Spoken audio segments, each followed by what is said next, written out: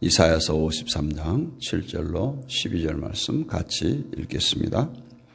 그가 곤욕을 당하여 괴로울 때에도 그의 입을 열지 아니하였음이며 마치 토수장으로 끌려가는 어린 양과 털 깎는 자 앞에서 잠잠한 양같이 그의 입을 열지 아니하였도다. 그는 곤욕과 신문을 당하고 끌려갔으나 그 세대 중에 누가 생각하기를 그가 살아있는 자들의 땅에서 끊어짐은 마땅히 형벌을 받을 내 백성의 허물 때문이라 하였으리요. 그는 강포를 행하지 아니하였고 그의 입에 거짓이 없었으나 그의 무덤이 악인들과 함께 있었으며 그가 죽은 후에 부자와 함께 있었도다. 여호와께서 그에게 상함을 받게 하시기를 원하사 질고를 당하게 하셨은즉 그의 영혼을 속건제물로 드리기에 이르면 그가 씨를 보게 되며 그의 날은 길 것이요 또 그의 손으로 여호와께서 기뻐하시는 뜻을 성취하리로다. 그가 자기 영혼에 수고한 것을 보고 만족하게 여길 것이라. 나의 의로운 종이 자기 자식으로 많은 사람을 의롭게 하며 또 그들의 죄악을 친히 담당하리로다. 그러므로 내가 그에게 존귀한 자와 함께 몫을 받게 하며 강한 자와 함께 탈취한 것을 나누게 하리니 이는 그가 자기 영혼을 버려 사망에 이르게 하며 범죄자 중 하나로 헤아림을 받았음이니라. 그러나 그가 많은 사람의 죄를 담당하며 범죄자를 위하여 기도하였느니라. 아멘. 예수님의 기도라는 제목으로 함께 은혜를 나눕니다. 물론 이사야서 말씀은 예수님께서 직접 하신 기도는 아닙니다. 오늘 12절 하반부에 보면 그러나 그가 많은 사람의 죄를 담당하며 범죄자를 위하여 기도하였느니라. 이렇게 말씀합니다. 성경의 중심은 우리 인간이 아니라 예수님이십니다. 어떻게 보면 기독교의 상식 같은 말인데도 불구하고 오늘날 교회는 이 상식에서 벗어난 채 살아가고 있습니다. 다시 말하면 예수님이 중심이 아니라 그냥 교회 중심, 그냥 사람 중심, 목회자 중심, 중직자 중심, 우리 교회, 내 교회 중심입니다. 이 말이 일부 예수를 모르는 멀찌감한 교인들을 일컫는 말이 아니에요. 모든 인간이 그렇다는 거예요. 교회를 다니지 않는 사람들은 제쳐두고라도 우리 교회를 다닌다고 하고 신앙이 좋다고 하는 사람들, 또 목회자들까지도 예수 중심이 아니라 자기 중심이에요. 내 교회의 중심이에요. 성경을 자세히 살펴보면 우리 인생들을 칭찬하기 위한 말씀이 아니라 어떻게 하든지 우리 인생들의 죄를 드러내고 지적하고 회개하고 돌아오기를 간절히 원하는 말씀들로 기록되어 있습니다. 이렇게 모든 사건 하나하나가 철저하게 하나님의 약속으로서 오신 예수님 또 다시 오실 예수님의 중심으로 전개되어 있다면 오늘 우리들은 성경 속에서 많은 사건들을 통해서 예수님 중심으로 살아가지 못한 나를 또 내 자신의 죄악된 모습을 발견하는 것, 이것이 은혜죠. 이것이 어쩌면 정직하게 성경을 대하는 그리스도인의 모습입니다. 따라서 우리가 성경 말씀을 대할 때 철저하게 자기 입장을 배제하고 예수님 입장에 서 보는 거예요. 우리가 큐티를 많이 하죠. 묵상하면 뭐합니까? 이 말씀이 내게 위로가 된다, 이거 아니에요. 말씀을 통해서 자기 입장에 서서 성경을 대하는 것이 아니라 예수님 입장에서 성경을 대하지 않으면 늘 자기 생각이 앞서게 돼요. 성경의 내용을 제멋대로 상상하게 되고 모든 말씀을 자신의 상식선에서 결론을 내려고 합니다. 따라서 오늘 본문도 인간의 입장은 전혀 고려하지 말고 철저하게 우리가 예수님의 입장에서 바라봐야 됩니다.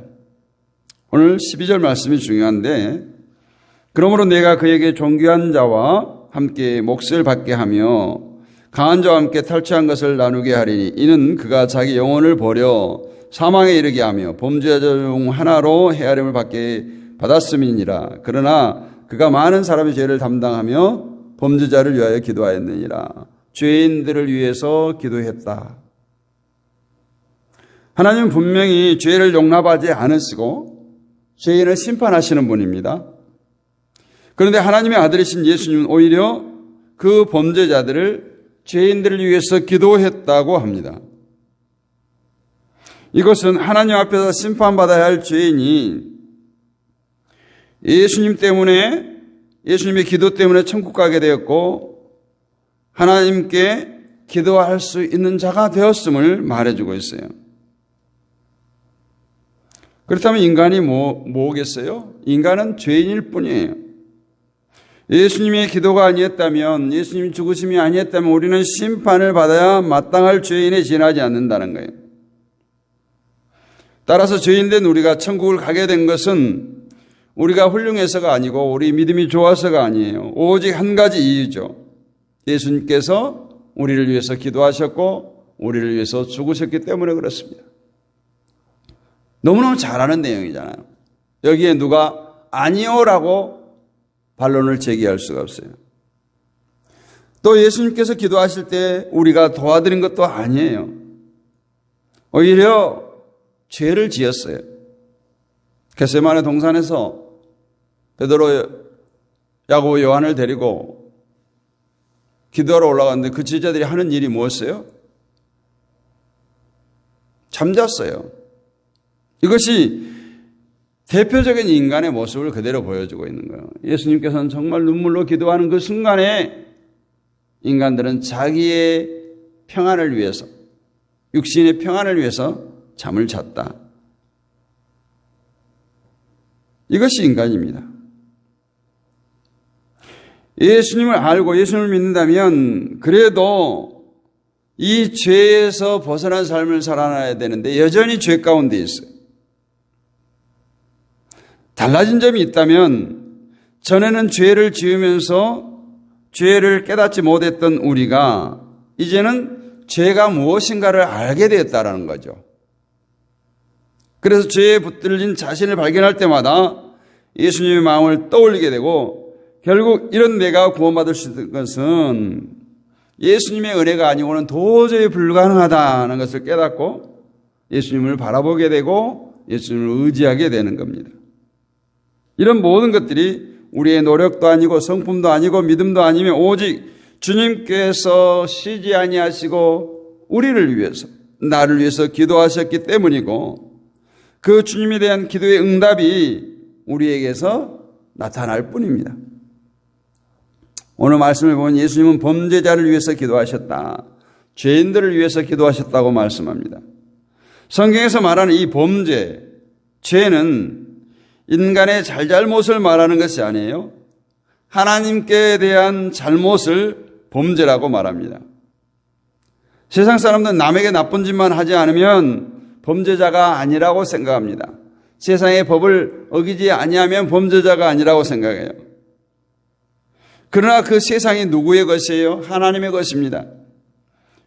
하나님의 세상에서 살아가고 있으면서 주인 되시는 하나님의 법을 무시하고 하나님의 뜻대로 살아가지 않는다면 그것이 바로 범죄자라는 거예요.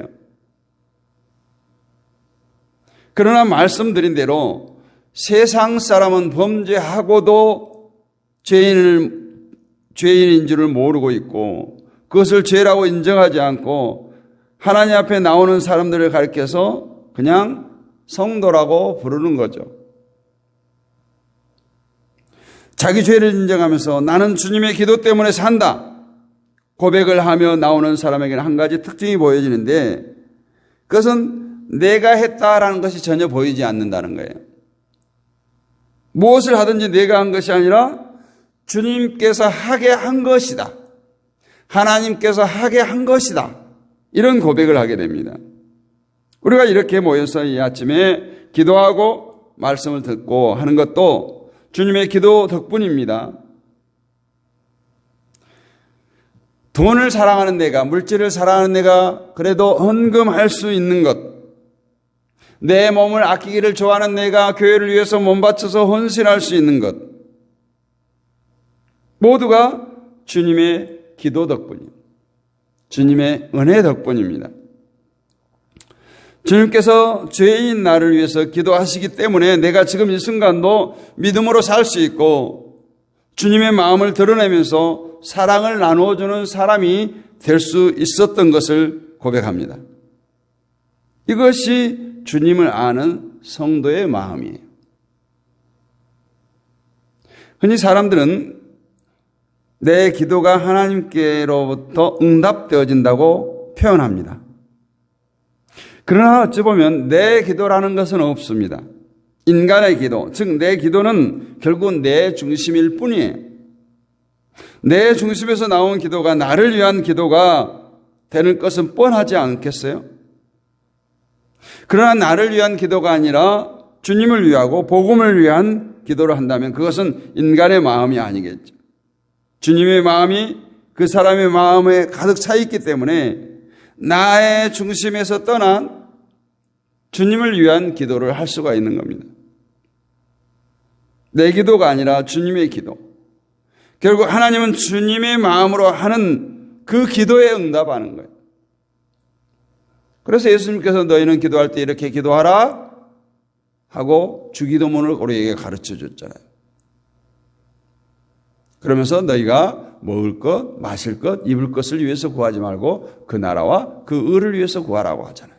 그것이 바로 주님을 위한 기도, 주님의 마음으로 드리는 기도예요.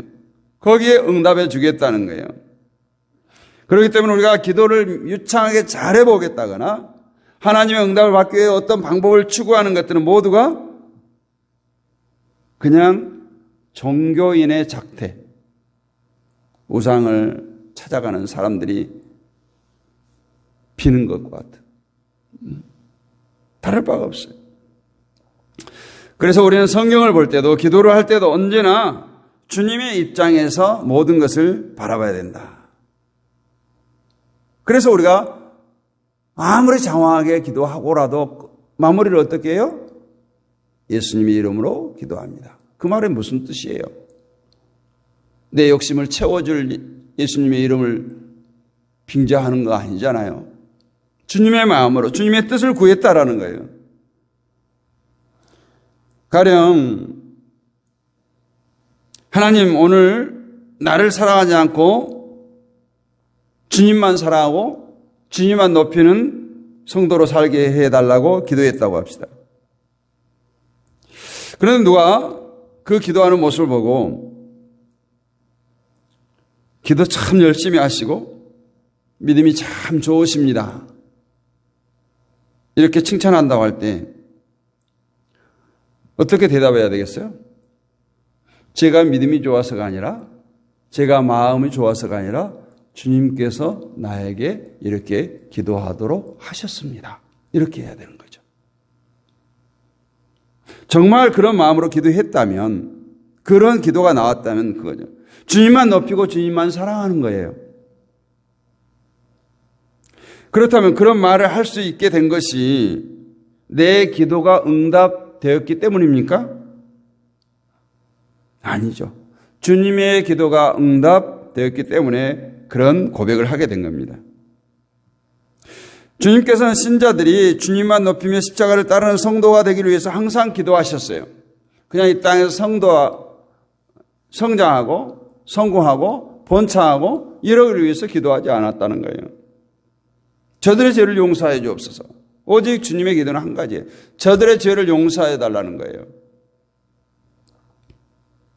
우리는 세상만 좋아하는 것이 본 모습인데도 불구하고 도저히 내가 사랑할 수 없는 주님을 사랑하고 좋아할 수 없는 주님을 좋아하고 있다면 그것은 죄인 나를 위해서 주님이 기도하고 계시기 때문이다. 어찌 내가 세상을 사랑하지 않고 주님을 사랑할 수 있을까? 이런 하나하나를 따져볼 때 내가 나된 것은 주님의 은혜라. 내가 나된 것은 주님의 은혜라는 그 바울의 고백이 우리의 고백이 될 줄로 믿습니다. 그래서 내가 나된 것은 내가 잘해서라고 말할 수 있는 것은 하나도 없고 오직 모두가 죄인인 나를 위해서 주님께서 쉬지 않고 기도하신 은혜입니다. 이런 말을 할 수밖에 없다는 거예요. 그렇다면 무엇 때문에 주님이 기도하시면 우리가 천국을 가게 되는가? 10절 말씀이죠. 여호와께서 그에게 상함을 받게 하시기를 원하사 질고를 당하게 하셨은즉 그의 영혼을 속건제물로 드리기에 이르면 그가 씨를 보게 되며 그의 날은 길 것이요 또 그의 손으로 여호와께서 기뻐하시는 뜻을 성취하리로다. 이 말씀은 예수님께서 제물이 되셨고 그 제물을 하나님께서 받으셨다는 거예요. 예수님이 제물 되셨다는 말이나 그 제물을 하나님께 받으셔서 우리가 죄사함을 입었다는 말은 우리 그리스도인들이라면 누구나 아는 내용이죠. 그러나 그 알미 우리의 삶을 통해서 보이지 못하는 것은 예수님이 제물 되심과 하나님께서 그 제물을 받으신 것을 너무 소홀히 생각한다는 거예요. 값없이 생각한다는 거예요. 제물은 하나님께 드려지는 것을 말합니다. 그런데 이 세상에서는 하나님께 드려질 만한 온전한 제물은 하나도 없어요. 만약에 세상에 하나님이 받으실 만한 깨끗하고 흠없는 제물이 있었다면 굳이 하나님께서 예수님을 이 땅에 보내실 필요가 없었겠죠. 그 제물을 썼겠죠. 그런데도 불구하고 많은 교회들은 하나님께 소위 제물이라는 것을 들고 나옵니다. 11조라고 하는 제물, 예배당을 헌당한다고 하는 제물. 그러나 하나님은 땅에 있는 것 중 그 어느 하나도 제물로 받으신다는 것을 말하지 않았어요. 구약에 보면 하나님께 소, 양, 비둘기 등을 제물로 드릴 때도 고기는 사람들이 먹을 수 있지만 먹어서는 안 되고 태워서 하나님께 드려야 하는 부분이 있어요. 그것은 바로 기름이죠. 기름은 누구도 먹지 못합니다. 그러면 기름이 의미하는 바가 뭐예요? 기름과 연관된 분은 바로 예수님입니다. 구약에서 예수님을 메시아라고 하죠. 메시아란 기름 부음을 받은 자란 뜻이에요. 이 메시아를 신약에서는 예수 그리스도라고 부릅니다. 그리스도 역시 기름 부음을 받은 자라는 뜻이에요. 그래서 오직 메시아 되신 예수 그리스도만이 제물의 자격이 있다라는 거예요. 이해가 된가요? 기름 부음을 받은 분은 오직 예수님 한 분뿐이기 때문에 구약에서 기름 부음을 받았던 왕이나 선지자는 다만 그 메시아의 기능, 장차 오실 메시아의 기능이 어떤 것인가를 미리 보여주는 역할에 지나지 않았어요. 오늘날 목사를 기름 부음 받은 종이라고 말할 수 없는 이유가 여기에 있는 거예요. 많이 기름 부은 종, 사자. 왜 이 말을 쓸 수가 없냐? 목사도 죄인이기 때문에 그래요. 따라서 목사 역시 하나님께서 받지 않아요. 제물이 될 수 없다는 거예요. 어떻게 기름 부음 받은 종이라고 말할 수 있어요? 하나님께 뭔가 바쳐서 복을 얻어내려는 그런 발상은 전혀 하나님의 뜻과 성경적 이치에 맞지 않습니다. 하나님이 가장 기뻐하시는 제물은 예수님이에요. 그렇다면 오늘 우리가 하나님께 바쳐야 할 제물은 무엇입니까? 하나님이 가장 기뻐하는 것은 우리들이 예수님만 사랑하고 예수님만 의지하고 나를 위해서 기도하시는 예수님께 감사하는 마음을 가지고 하나님 앞에 나올 때 하나님이 그 마음에서 제물 되신 예수님의 보혈의 흔적을 찾으시고 기뻐하시는 거예요. 내가 제물이 될 수 없어요. 그리고 우리를 받으시는 겁니다. 이것이 바로 예수 그리스도 안에서 의롭다함을 입은 성도인 거예요. 우리는 내게 있는 것을 바쳐가지고 하나님을 기쁘시게 하겠다는 그런 발상, 이건 잘못된 거예요. 하나님은 오직 예수 그리스도만 받으십니다. 그리고 그리스도께서 범죄자인 죄인된 우리를 위해서 스스로 죄인의 모습으로 범죄자와 똑같은 형벌을 받으시고 자기를 버려 죽으셨기 때문에 하나님은 그 제물을 기쁘게 받으시고 예수님이 기도하는 모든 대상을 천국으로 인도하신 것입니다. 이것을 가지고 선택이라고 말합니다. 10절에 보면 씨라는 표현이 느닷없이 등장하죠. 씨는 후손 또는 자손을 가리키는 말입니다. 다시 말해서 예수님이 자기를 버리시고 스스로 제물 되심으로써 예수님의 씨가 탄생되었다는 거예요. 그리고 그 씨를 위해서 쉬지 않고 기도하시는 분이 예수님이십니다. 그럼 우리가 과연 그리스도의 씨가 아니냐는 어떻게 알 수 있습니까? 그것은 예수님의 씨는 예수님의 유전자를 닮아야죠. 예수님을 닮아가야 되는 거예요. 우리에게 예수님의 마음과 같은 그런 마음이 있느냐를 보면 알 수 있어요. 그리고 예수님의 마음이 있다면 그 사람 분명히 예수님의 입장에서 살아갈 겁니다. 하나님의 영광 위에서 살아갈 거예요. 예수님께서 아버지께 순종했던 것처럼 오직 순종으로 살아갈 겁니다. 그것이 바로 예수님이 씨된 자로 사는 거죠. 그리고 예수님이 이 씨들의 모임을 가리켜서 오늘 교회라고 말합니다. 따라서 교회는 필연코 예수님의 마음이 드러나야 되는 것이고 그 구성원들의 삶 속에서 예수 향기가 드러나야 되는 거죠. 예수님이 기도하는 죄인은 오직 예수님만 높이게 되어 있어요. 그래서 우리는 기도를 해도 나를 위한 기도가 아니라 예수님을 위해서 기도해야 됩니다. 예수님을 높이는 기도를 해야 됩니다.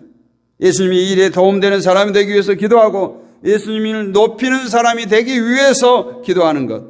이것이 바로 예수님을 위한 기도예요. 예수님은 이 땅에 오셔서 제자들을 삼으시고 세우셨어요. 우리는 흔히 제자 훈련 등을 통해서 예수님의 제자됨을 갈망합니다. 정말 우리가 제자의 삶을 살아야 돼요. 오늘 예수님의 씨앗으로서 예수님을 심었으면 예수가 나와야 되는 거죠. 예수님을 심었는데 느닷없는 가룟 유다가 나오겠어요? 베드로가 나오겠어요? 예수님을 닮아가야 되는 거예요. 오늘 우리 모두에게 그런 예수 그리스도의 씨의 모습이 보여지고 예수 그리스도의 향기가 날리는 그런 삶을 살아서 오직 주님만 높이고 주님께 감사하는 우리 모두가 되시기를 주님의 이름으로 축복합니다. 거룩하신 아버지 하나님 은혜를 감사합니다. 이 새벽도 우리를 깨워주시고 주의 이름으로 모이게 하심을 감사합니다. 날마다 우리가 예수님을 위해서 기도합니다. 예수님을 높이기를 위해서 기도합니다. 정말 우리가 예수님의 그 삶 가운데 예수님께서 행함 가운데 그 모습들을 닮아가기를 간절히 소원합니다. 정말 예수 유전자가 우리 가운데 흘러넘치게 하시고 예수 보혈이 우리 가운데 흐르기를 원합니다. 제자의 삶을 살기를 원합니다. 오늘 우리에게서 예수 그리스도의 씨의 모습이 보여지게 하시고 우리의 삶의 현장에 예수 그리스도의 향기를 드높이는 모두가 되게 하옵소서. 아버지 하나님께서 아픔을 당한 자들 위로하여 주옵시고 질곡 가운데 있는 자들 치료하여 주시며 또 산불로 정말 많은 이재민이 발생하고 있사온데 이 땅에 속히 비를 내려주셔서 이 산불을 속히 제압하여 주시고 이 사회가 이 나라가 안정을 되찾을 수 있도록 주여 축복하여 주옵소서. 믿사옵고 살아계신 우리 주 예수 그리스도의 이름으로 감사하고 기도하옵나이다. 아멘. 하늘에 계신 우리 아버지 이름을 거룩하게 하시며 아버지의 나라가 오게 하시며 아버지의 뜻이 하늘에서와 같이 땅에서도 이루어지게 하소서. 오늘 우리에게 일용할 양식을 주시고 우리가 우리에게 잘못한 사람을 용서해 준 것 같이 우리 죄를 용서해 주시고 우리를 시험에 빠지지 않게 하시고 악에서 구하소서. 나라와 권능과 영광이 영원히 아버지의 것입니다. 아멘.